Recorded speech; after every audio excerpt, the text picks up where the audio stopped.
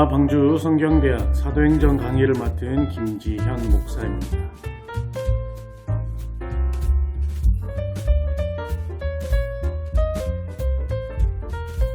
오늘은 사도행전 3장부터 5장까지 과정을 함께 이야기해 보고자 합니다. 특별히 4강 사도행전을 통해서 하나님께서 초대교회 공동체 모습 속에 어떤 모습들을 이끌어내고 계신가, 특별히 계속되는 그런 초대교회를 핍박하고자 하는 모습 속에서 하나님이 이 공동체를 꿋꿋이 이끌어 가시는 모습을 우리가 잘 발견할 수 있습니다.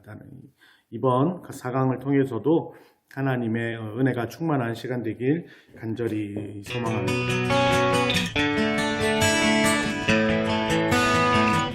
특별히 이 3장 1절부터는 무엇으로 시작하고 있냐면 우리가 잘 알고 있는 베드로와 요한의 치유 사건을 먼저 기록하고 있습니다. 1절부터 10절까지인데요. 특별히 보면 3장 1절에 제9시 기도 시간에 베드로와 요한이 성전에 올라갈세라고 이제 시작하고 있습니다.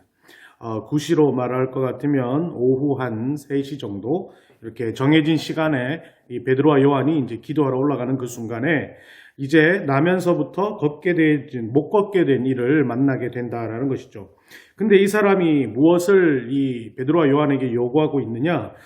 성경을 보게 되면 바로 여기에 은금을 요구하고 있습니다. 그래서 많은 이들이 성전에 이렇게 하나님께 나아가기 위해 나아가는 그 순간에 이 사람이 그 앞에서 구걸을 하면서 올라가는 사람들에게 자비를 구하는 모습이 당시에 이 성전 앞에 있었던 이 걷지 못하는 이가 연명하는 방법이었다라는 것이죠.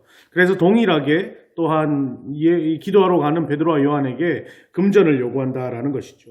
그때 이제 이 베드로와 요한이 기도하러 가면서 금전을 가지고 있을 리도 만무하고 이제 올라가면서 어떤 것들을 감당하게 되느냐. 그래서 나온 그 중요한 부분 중에 하나가 바로 4절이에요. 4절을 보면 베드로가 요한과 더불어 주목하여 이르되 우리를 보라 하니라고 나옵니다. 여기서 나오죠. 베드로와 요한이 그 미문 앞에 있는 걷지 못하는 사람을 보고 그에게 말하는 게 뭐냐? 내가 그 사람을 주목하여 본 다음에 그 사람에게 나를 보라라고 이야기하는 거죠. 즉 내가 가지고 있는 것을 줄 테니 나를 보라라고 이야기합니다. 그리고 나서 무엇을 주느냐? 6절 말씀이죠. 6절 말씀 한번 읽겠습니다. 베드로가 이르되 은과 금은 내게 없거니와 내게 있는 이것을 내게 주노니 나사렛 예수 그리스도의 이름으로 일어나 걸으라 하고 기록되어 있습니다. 무엇일까요? 바로 이것이죠. 그 거리는 이 성전 앞에서 은과 금을 통해서 내 삶을 이어갈 수 있을 것이다 라고 확신하고 그것을 달라고 베드로와 요한에게 요구하는 것이지만 베드로와 요한은 지금 이 사람을 주목하여 보니 필요한 게 은금이 아니라 바로 영원한 생명 되신 복음, 즉 예수 그리스도가 이 사람에게 필요한 것임을 직시하게 된 거죠. 그래서 다른 것을 주는 게 아니라 바로 은과 금은 내게 없거니와 내가 가진 예수, 즉 나사렛 예수 그리스도의 이름으로 너에게 줄 테니 그가 어떤 일을 일으키느냐? 바로 뭡니까? 일어나 걸으라 라고 이야기하는 거죠. 그래서 어떻게 됩니까? 이 나면서부터 걷지 못했던 사람이 어리둥절했겠죠. 그러나 어떻게 해요? 일어나 걷기 시작하였고 그때 어떻게 해요? 발목과 발에 힘이 들어가면서 걷고 뛰는 기적이 일어난다라는 것이죠. 이러한 기적이 일어난 이유는 무엇일까요? 바로 하나님이 지금 이 사도들, 이 초대교회 사도 공동체와 하나님이 함께 하시고 하나님이 모든 것들을 감당해 주시는 그 은혜가 이 가운데 있음을 드러내는 게 바로 3장 1절에서 10절까지 이어지는 사건입니다. 특별히 이 사건을 통해서 우리가 기억해야 될 것이 이거죠. 바로 우리도 동일합니다. 내가 하나님께 무엇을 구하는가? 우리는 흔히 이제 이것을 잘 기억해야 될 필요가 있는데 마찬가지로 내가 하나님 앞에 무엇을 구하고 무엇을 바라고 나아가고 있는지에 대한 스스로의 이 마음이 여기 있어야 된다는 거죠. 우리는 무엇을 구하기 쉽습니까? 세상을 살아가기 위한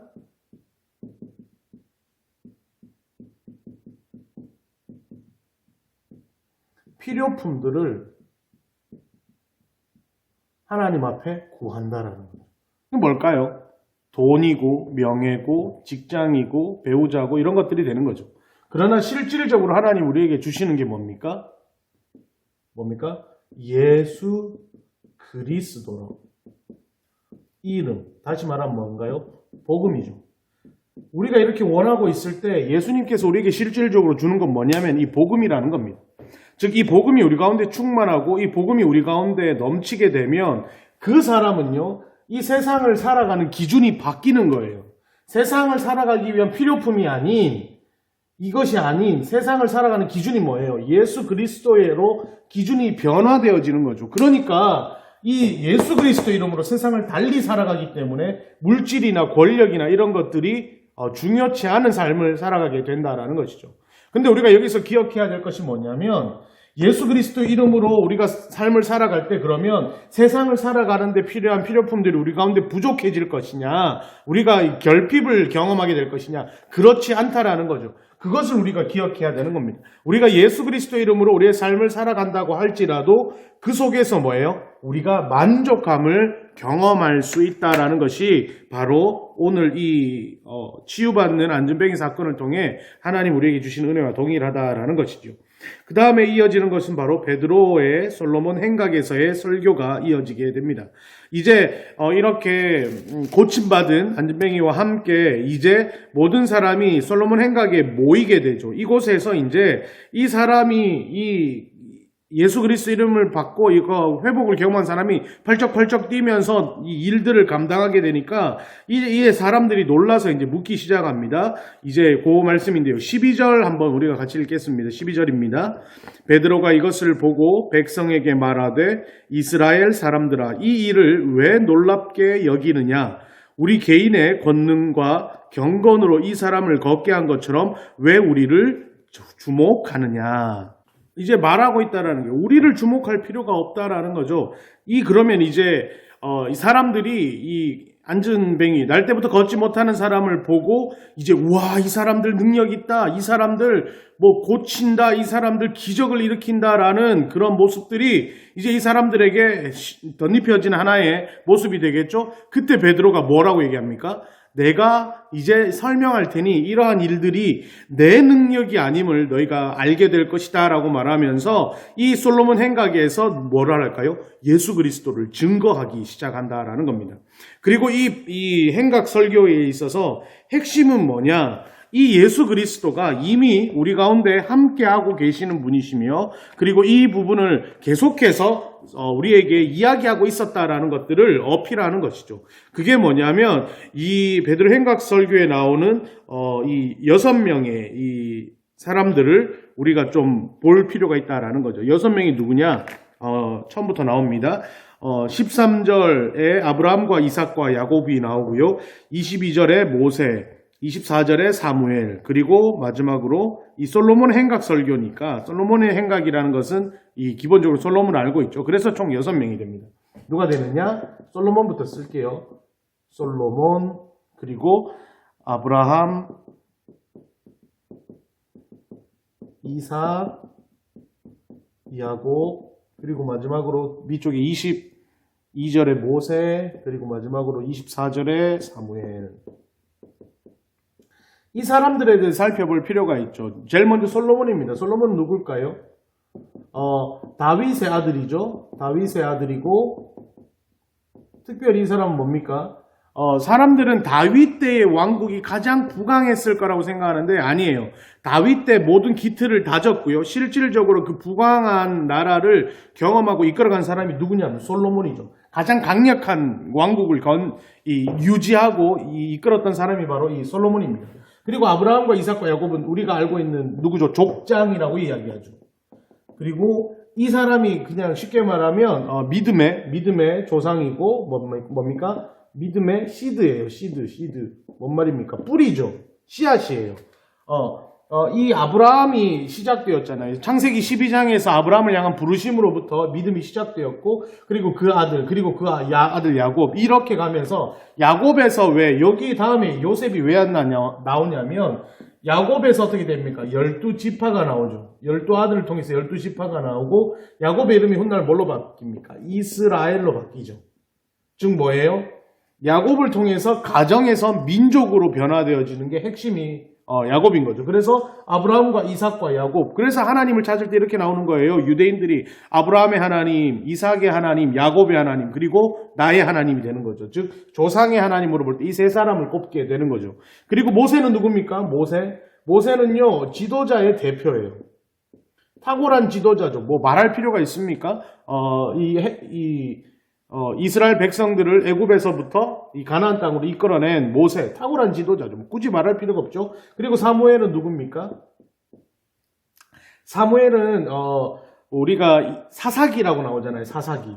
사사기에서 16명의 사사들이 나오는데 사실 그 다음 사사기 다음에 나오는 이 사무엘을 마지막 사사라고 해요. 사사가 뭐냐면 하나님을 대언하여 왕이 되기 이전에 필요한 것들을 이야기하고 권면해주는 사람을 누구라고 얘기하느냐? 사사라고 해요. 그래서 사무엘은 가장 인정받고 능력 있는 하나님의 사사로 기록되어 있죠. 어디에요? 성경에. 그래서 이 사람들을 이야기함으로 뭘 이야기합니까? 유대인의 뿌리, 유대인의 근간을 다 언급한 거예요.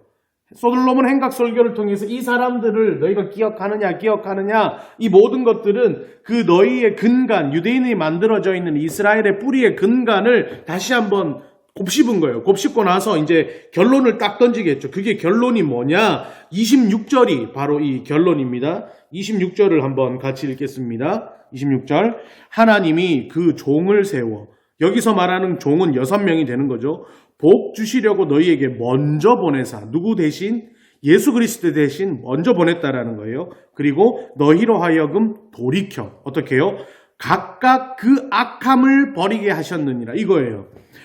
너희로 하여금 돌이켜서 이제 이 6명을 통해서 하나님이라는 존재를 너희가 발견하게 하고 익히게 하여서 이제는 여기에 있는 것이 아니라 돌이켜서 이제 하나님께로 나아오기를 바라는 마음에 이 6명을 보냈다라는 거예요. 그런데 이 6명을 누구보다 먼저 보냈다고요? 바로 오늘 설명하고 있는 예수 그리스도보다 먼저 보냈다라는 거예요.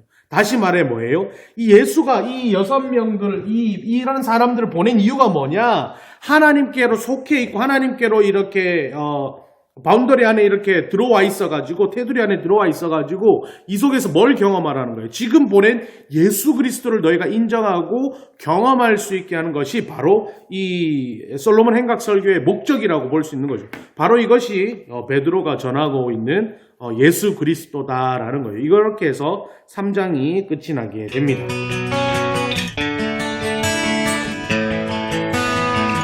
이제 4장에서는 이러한 백성들을 선동한다고 하면 백성들에게 전도한다라고 해야 되겠죠. 복음을 전하는 베드로와 요한의 모습을 보고 만족하지 못하고 이 불만을 가지는 사람들이 존재하는 거지. 누굴까요? 이제 종교의 지도자들과 이제 예수 그리스도를 쉽게 말하면 십자가에 못 박은 그 대제사장, 그 무리들이 되겠죠. 그들이 이제 뭐라고 나오냐? 그들과의 대치가 바로 이 4장이고요. 그러한 상황 속에서도 하나님의 일하심을 보여주는 게 바로 4장의 말씀인데, 자, 이런 대치가 누가 이렇게 나느냐? 4장 1절 보시면 사도들이 백성에게 말할 때에 제사장들과 성전 맡은 자와 사두개인들이 이르러 2절 예수 안에 죽은 자의 부활이 있다고 백성을 가르치고 전함을 싫어하여 나오죠.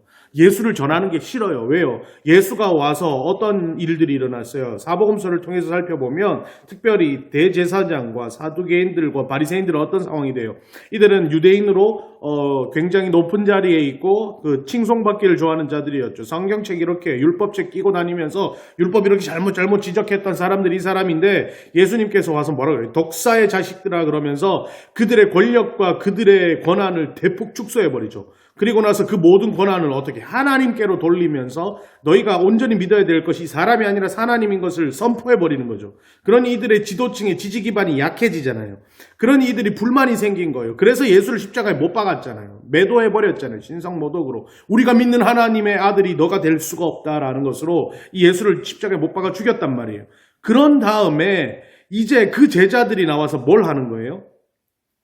이 제자들이 나와서 그 예수를 계속 전하고 있는 거예요. 그 예수가 부활했다라는 거예요. 사두개인과 바리새인들이 그 소식을 다 들었겠죠. 예수가 부활했다는 소식을 들었겠죠. 안 그래도 불안하고 짜증나는데 이제는 이 사람들이 백성들을 하나둘 자기 편으로 만들어버리기 시작하는 거예요. 불안함을 느낀 이들이 이제 어떻게 되는 거예요? 사도들의 기적과 권능이 나타나자 두려워하여 이것들을 어떻게 해요? 제한시키려고 마음을 먹기 시작했죠. 그것이 이제 나오는 거예요. 5절 보시면은 특별히 보세요. 4절.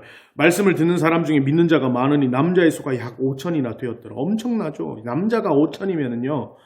믿는 자가 남자가 5천이면은요. 보통 이때는 여자와 가정을 표현하지 않잖아요. 남자가 5천이라고 하면 적어도 아내와 자녀 2명 뭐 이 정도 생각할 수 있겠죠. 그러니까 어떻게 되는 거예요? 적어도 곱하기 4.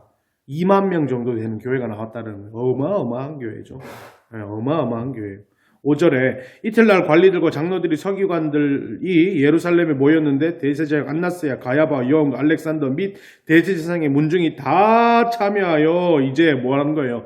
이제 7절 사도들을 가운데 세우고 묻되 너희가 무슨 권세야 누구의 이름으로 이 일을 행하느냐라고 얘기했어요. 이제 공회가 모인 거예요. 공회가. 이래서 안나스 가야바 뭐 이런 사람들 다 모여가지고 이제 공회가 일어나가지고 이 사람들을 신문하기 시작하는 거예요. 얘들이 죄가 있냐, 죄가 없냐, 너희가 지금 뭘 하고 있냐, 무슨 권한이 있냐, 이제 이런 이야기를 하는 거죠. 그때 이제 이들이 하는 말이 뭡니까? 그때 이제 베드로와 이제 이 요한이 이제 사도들이 하는 이야기들을 우리가 기억할 필요가 있다라는 거예요. 특별히 이제 이 지도층이 가지고 있는 불만이 3가지가 있어요. 3가지. 아까도 제가 계속적으로 얘기하고 있는데 그 3가지가 뭐였냐? 첫 번째. 자기가 죽인 첫 번째가 뭐냐면 예수. 누구예요? 죽인 예수. 죽인 예수의 이름으로 어떻게 되는 거예요? 누구를요? 백성들을 가르치고 선동한다라고 생각합니다. 이게 첫 번째 불만이에요. 그리고 두 번째는 뭘까요? 두 번째는 뭐예요? 예수의 이름이 영향력이 생기는 거예요. 자기들의 이름을 영향력 있게 하기 위해 예수를 죽였는데 예수의 이름 영향력이 생기는 거예요. 그리고 세 번째는 뭘까요? 부활인 거예요. 이 부활이 핵심인 거죠. 죽음을 못 이겨요. 모든 사람들은 죽음을 못 이겨요. 근데 예수 그리스도는 죽음을 이겨버린 거예요. 그러니까 뭐 어떻게 답이 안 나오는 거죠. 이 사람들이 이걸 가르치지 마, 이걸 알리지 마, 그래서 자꾸 내 세력을 뺏어가지 마 라고 이야기하는 게 포커스라는 거예요. 그때 이제 뭐라고 얘기하느냐, 이 이제 요거예요. 포커스는 여기 보시면 11절 이 예수는 너희 건축자들이 버린 돌로서 집 모퉁이의 머리떡이 된, 요게 좀 해석하기 어려운 건데 요게 바로 이거예요. 너희가 십자가에 못 박혀 죽게 만든 예수를 하나님께서 예수를 통해 뭐예요? 모퉁이의 머릿돌, 가장 중요하고 핵심이 되게 만드셨다라는 거예요. 쉽게 말하면 이거죠. 너희가 짓밟아 죽인 예수 그리스도를 통하여 어떻게 하나님이 구원의 사역을 이루어 가신다라는 거예요. 그게 어디에 기록되어 있어요? 12절이 핵심이에요. 이거 성경 있으신 분들 지금 빨리 형광펜으로 줄치시고 이거 외우세요. 자, 함께 12절 읽겠습니다. 시작. 다른 이로서는 구원을 받을 수 없나니 천하 사람 중에 구원을 받을 만한 다른 이름을 어떻게 해요? 우리에게 주신 일이 없음이라 하였더라. 중요합니다. 다른 이로서는 구원을 받을 수 없는. 굉장히 중요한 말씀입니다. 이제 이러한 일들이 있는 거예요. 이렇게 담대하게 말하니까 어떻게 할 수 이 사람들이 죄가 없잖아요. 죄가. 그냥 죽은 사람 전한다고 이게 죄가 될 수가 없잖아요. 쉽게 말하면 저희 할아버지가 죽었는데 우리 할아버지가 이런 사람이었어요. 말한다고 그게 죄예요? 죄가 아니죠. 그러니까 어떻게 되는 거예요? 놓아줄 수밖에 없잖아요. 풀려줄 수밖에 없잖아요. 그것인 거예요. 풀어줄 수밖에 없는 거예요. 18절. 그들을 불러 경고하여 도무지 예수의 이름으로 말하지도 말고 가르치지도 말라 하니 베드로와 요한이 대답하여 이르되, 이게 중요한 거예요. 하나님 앞에서 너희 말을 듣는 것이 하나님의 말씀을 듣는 것보다 옳은가 판단하라. 이제 이거예요. 너희 이제 그냥 예수 얘기도 하지 말고 그냥 풀어줄 테니까 예수 얘기도 하지 마 이랬더니 사도들이 하는 말이 뭐예요?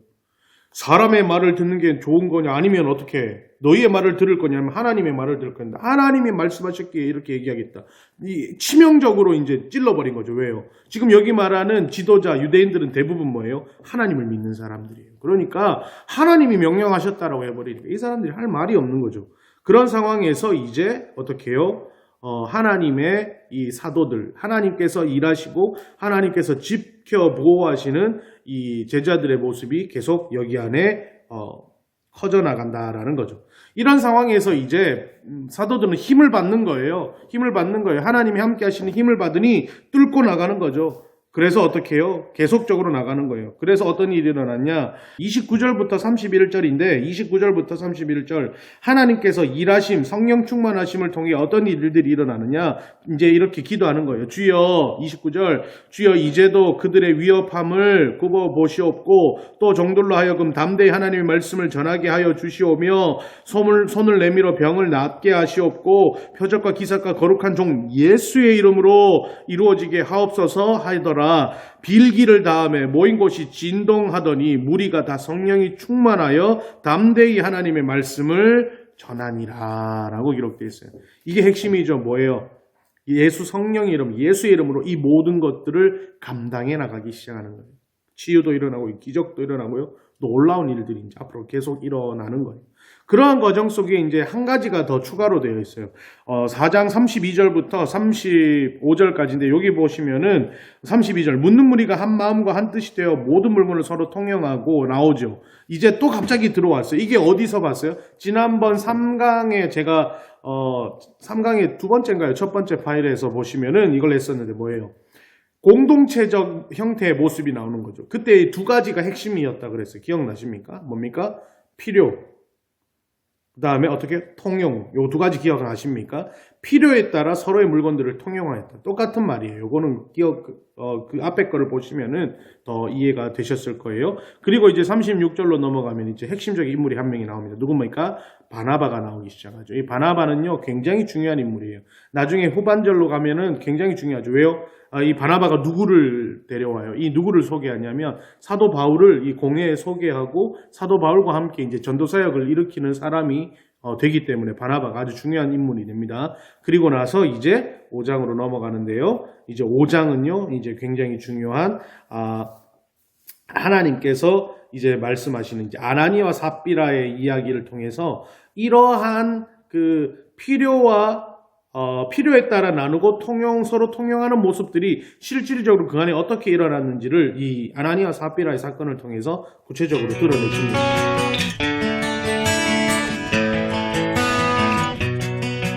그럼 우리가 이제 5장 1절 어떤 일들이 일어났는가 이제 한번 같이 읽도록 하겠습니다. 5장 1절입니다. 아나니아라 하는 사람이 그의 아내 삽비라와 더불어 소유를 팔아 2절까지 읽을게요. 그 값에서 얼마를 감춤해 그 아내도 알더라. 얼마만 가져다가 사도들의 발 앞에 두니. 이 아나니아와 이 삽비라 사건을 통해서 우리가 기억해야 될 것은 뭐냐면 이 소유의 개념이 바뀌었다라는 거예요. 소유의 개념이. 기본적인 소유의 개념이 없어진 거예요. 어떤 소유 개념? 내 것이 없는 거예요. 내 것이 없기 때문에 어떻게 된 거예요? 내가 가지고 있는 것들을 어떻게 다 한데 모아야 되죠. 그거부터 시작하는 거예요. 그래서 모든 사람들이 어떻게 돼요? 자기 소유를 팔아 어디에? 사도들 앞에 놓았다. 사도들 앞에. 뭐예요? 필요에 따라 나누기 위해 모든 재화를 일단 모을 필요가 있죠. 모아서 너는 이만큼 필요하니 이만큼 들고 가, 너는 이만큼 필요하니 들고 가, 이렇게 상황들이 되어지는 거죠. 그러니 모든 것들을 일단 사도들 앞에 가져와야 되는데 아나니아와 삽비라는 사람이 어떤 생각이 든 거예요? 아깝다 된 거예요. 다 가지고 오라니까 아깝다 된 거예요. 그래서 어떻게 한 거예요? 성경에 뭐로 나오잖아요. 얼마를 가져다가 꽁친 거예요. 이제 안 준 거예요. 예를 들어 100만 원이라 칩시다. 얼마를 숨겼을까요? 우리가 만약에 100만 원 받으면 얼마네요? 뭐 11조 내고 감사 내고 건축 내고 그 다음에 구제 내고 그 다음에 주정헌금까지 하면 보통 많이 내면 뭐 한 20만 원까지 내나요? 저는 잘 모르겠어요. 11조부터 해가지고 한 20만 원 가까이 내겠죠? 뭐 많이 내시는 분들은 막 30만 원 낼 수 있고. 그럼 아나니아 삽비라가 밭을 팔았어요. 집을 팔았어요. 100만 원이 나와서 얼마를 숨겼을까요? 여기서 뭐 10만 원 사도들한테 줬을까요? 아니에요. 얼마예요? 90만 원 정도 했을 거예요. 그리고 한 10만 원 정도 어떻게 이렇게 집 안에 숨겨놨죠. 근데 이게 어떻게 된 거예요? 이걸로 이 아나니아 삽비라가 어떻게 된 거예요? 죽음을 당한 거죠. 깨끗한 거예요. 하나님이 이 10만 원이 없어서 이 아나니아와 삽비라를 죽였을까요? 아니에요. 이렇게 생각하면 안 돼요. 이 돈을 안 가지고 왔다. 다 가지고 오는데 돈을 안 가지고 왔다. 그렇기 때문에 아나니아와 삽비라가 죽었다. 이렇게 생각하면 오산이에요. 하나님은 우리의 은전, 금전, 뭐 이런 것 때문에 우리에게 축복 주시고 우리에게 복 주시는 분이 아니라는 거예요. 그럼 아나니아 삽비라 왜 죽었냐? 하나님 앞에 온전함을 생각하지 못했기 때문에 죽은 거예요. 하나님은 과부의 두렙돈을 받으시는 분이에요. 이 많고 적음을 원하시는 게 아니라 그 마음을 보신다고요. 중심을 보신다고요. 아나니아 삽비라는 이 안에 사악한 마음이 들어왔어요. 사단의 관계가 사단의 교활함이 들어왔어요. 모든 것을 모아서 함께 나누어 통용하기 위해서 모든 것을 함께 모으는 이때에 얘들이 뭔가 남겼어요. 그럼 이게 뭐예요? 이게 사단의 씨앗이 되는 거예요. 사탄의 씨앗. 사탄의 씨앗이 되는 거예요. 사탄의 씨앗. 사탄의 씨앗이 되기 때문에 어떻게 되는 거예요? 이것이 나중에는 이 공동체 전체를 잡아먹고 삼켜버리는 일이 되는 거예요. 하나님은 이것에 진노하신 거예요. 하나님이 이것에 분노하신 거예요. 하나님이 이루어가는 공동체, 하나님이 이루어가는 교회와 공동체 안에 이러한 사단의 씨앗이 틈타서 공동체의 작은 균열을 만드는 것. 그리고 그 균열을 어떻게 돼요? 사탄은 계속 파고들겠죠. 아킬레스건을. 그것을 하나님이 미연에 보시고 이들을 잘라내신 거예요. 그래서 기억하셔야 돼요. 지금 성경에 뭐라고 나옵니까? 사탄이 우는 사자처럼 이렇게 삼킬 자를 찾아다닌다라고 이야기하잖아요. 그 먹잇감을 노리고 있다는 거예요. 치명적으로 약한 사람들을 계속적으로 노리고 있다는 거예요. 그 안에 먹이가 되지 말라라는 거죠. 그것이 바로 5장 1절부터 11절까지 나오는 아나니아와 삽비라의 사건의 모습이다라고 보시면 될 겁니다.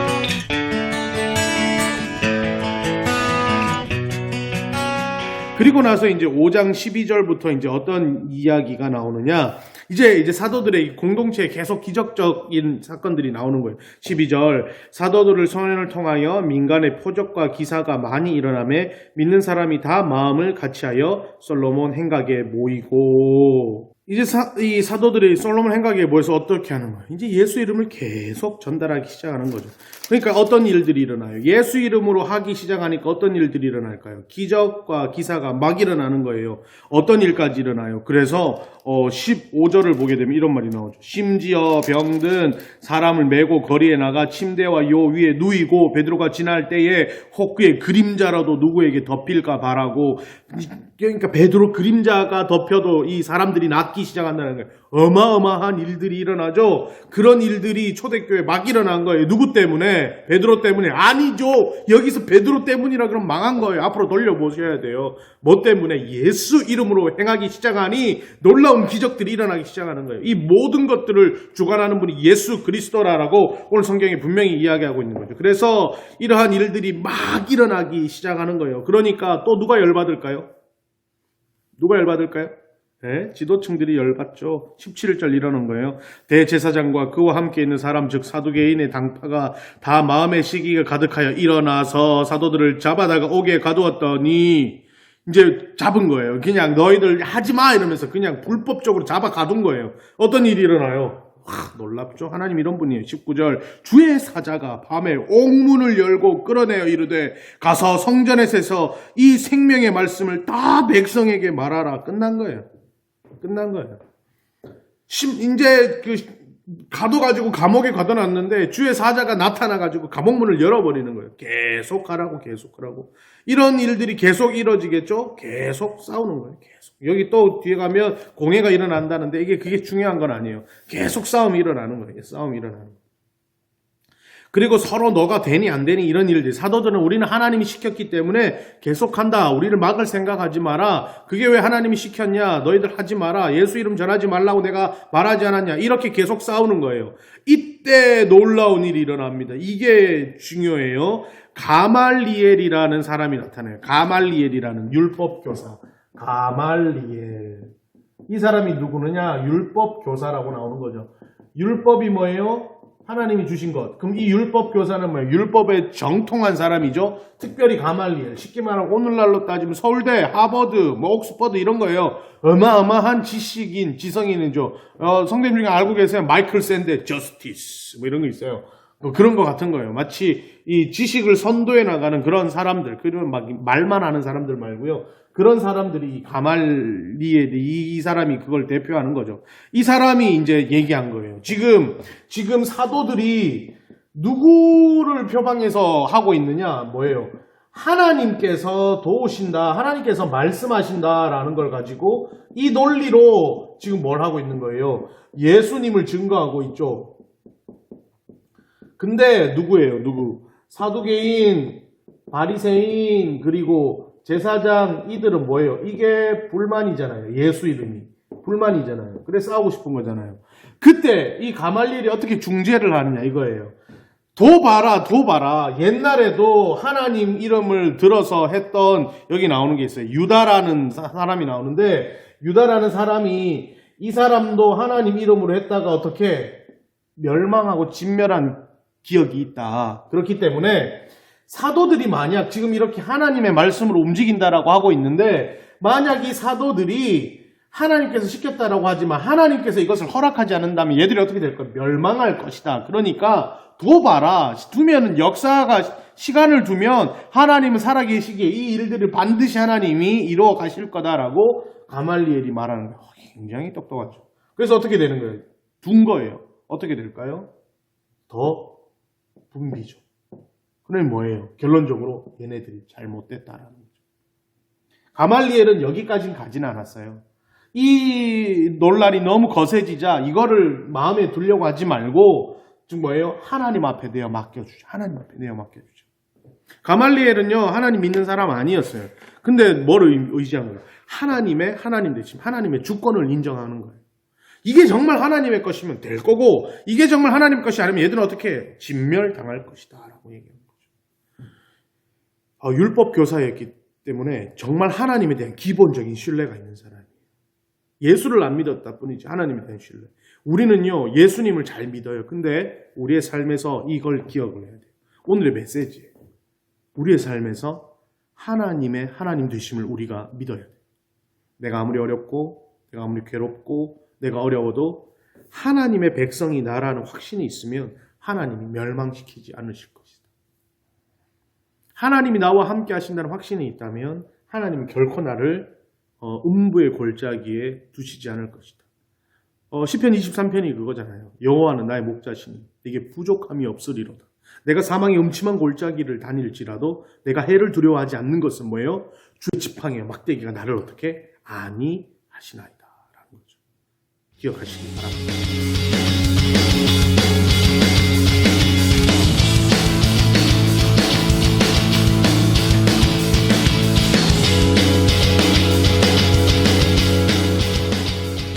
오늘 사도행전 1장과 5장을 통해서 하나님이 결국 모든 것들은 하나님이 하나님 되심을 드러내고 그것이 인정되어지고 그것이 확인되어지는 오늘 사도행전 4강이 되었으면 좋겠습니다. 다음 시간에 또 뵙도록 하겠습니다. 수고하셨습니다.